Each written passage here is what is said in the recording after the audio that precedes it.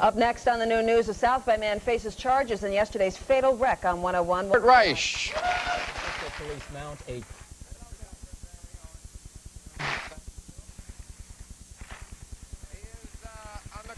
This is the album I just dropped on the floor, and I shouldn't, because, you know, when I was a kid, they called these records. However you put it out, this is a great one. He's on the cover of Rolling Stone. This is The Bomb. Mechanical Animals, Marilyn Manson, right over here. Sarah? And she is an actress, model, and cultural icon. Her new syndicated action show is VIP. I was on it. Pamela Anderson Lee, right over here. Hello. I'm all right. How you doing? Okay. Well, I want to get, we have some crazy people here today, obviously. So yeah, take your shoes off. It's like on the Jerry Springer show. Yeah. You ever watch going to throw that. Anything else that feels good for you to take off, just go right ahead. I want everyone to be comfortable. I want to talk about this Ross Perot. He was on Larry King the other night, and he was talking about Clinton, and thank God Ross Perot finally came out on Clinton. And he came back and back and back to the subject of drugs. Let me quote. He said, talking about Clinton, he said, "We have got erratic behavior by the president. All right, either he's got mental troubles or he does something like take drugs to spin him out from time to time." Viagra. Viagra. That's Viagra. the problem. That's the problem. Clint's been on Viagra all these years. Because he's got an erection. You know, Ross Perot is he is a kook. He's a certified kook. He's a pleasant kook, but he's too short. These boots maybe might. You're right. That's what he needs. You know, Mr. Secretary, those boots on you, I think. Would really give him a platform. You can wear my shoes A personal question. Is it about drugs? What planet are you from? Oh. No, that's not. Come on. You look good. You really California. do Could be any worse.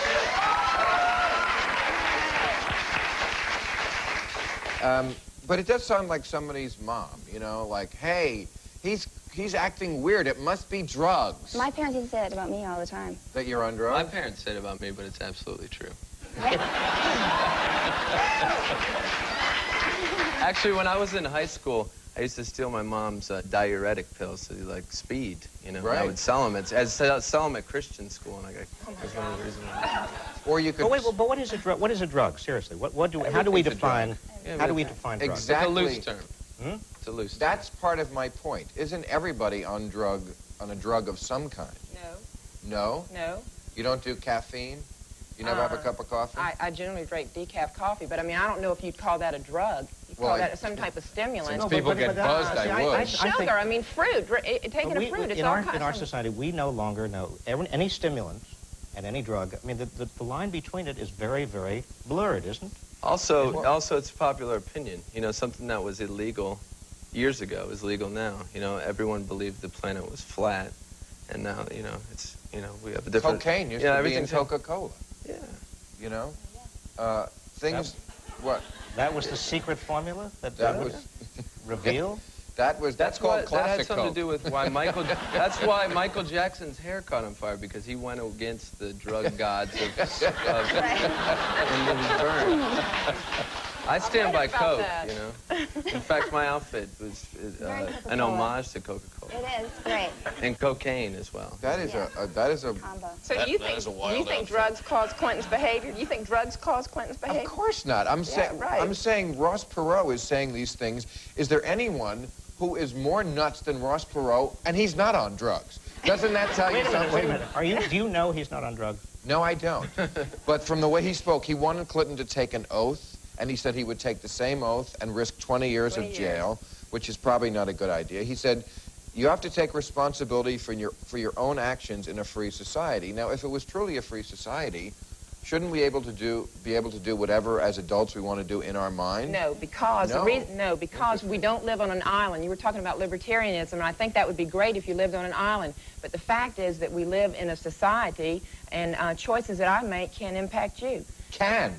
Yes, can. No, but I think that's the issue. Yes. If they don't, in other words, if it's really only you, if you are an adult and you are not in any way affecting anybody else by your decisions, shouldn't you be permitted to do what you want to do? It depends on what it is.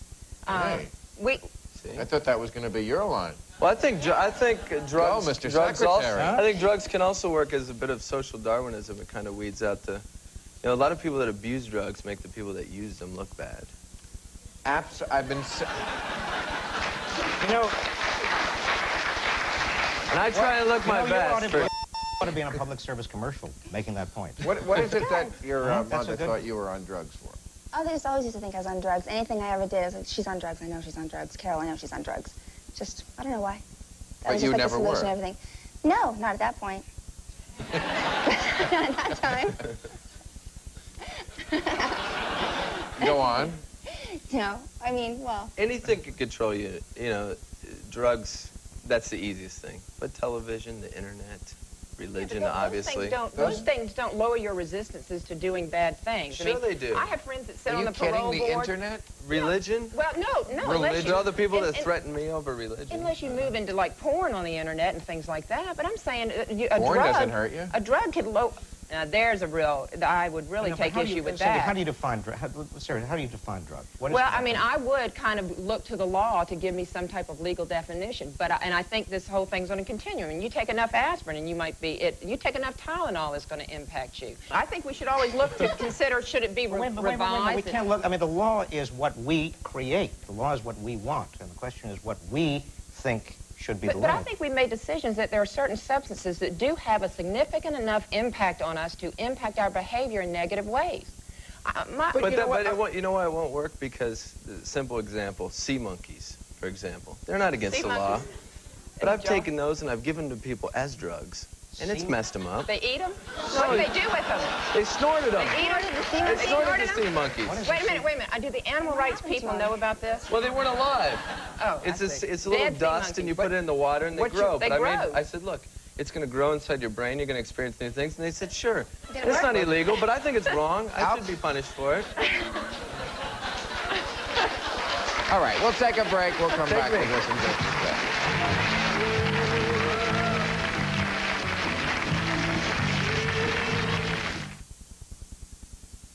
Politically Incorrect with Bill Maher, brought to you by AT&T. All right, the other big news story on the front page news, certainly out here, because Pete Wilson, our governor, signed it into law today. They are calling it the Stockerazzi Law, and it has been, I know you're probably for I'm very happy about that. Right. Well, let me just quote it. It's to curb celebrities from being chased, rather photographers from chasing celebrities, from, quote, if they're engaging in a personal or family activity in circumstances where they have a reasonable expectation of privacy.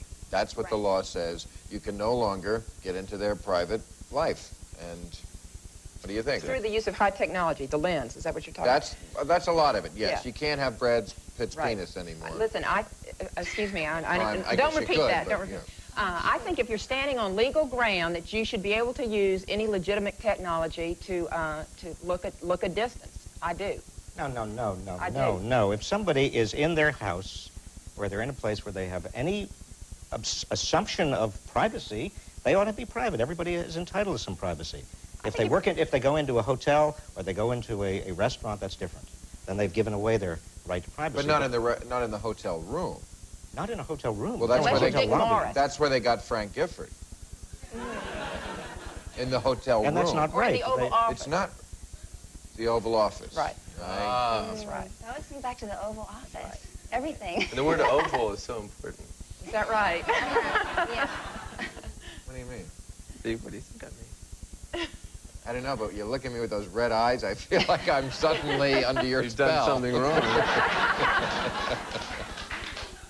You know, I've had so much of that myself that I'm used to it, and I don't really expect people to leave me alone.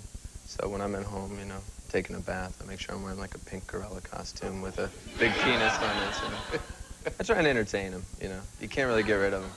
But you have I got some kids come to my door yesterday, and, you know, we told them that Lionel Richie lived there, so I thought that would kind of distract them.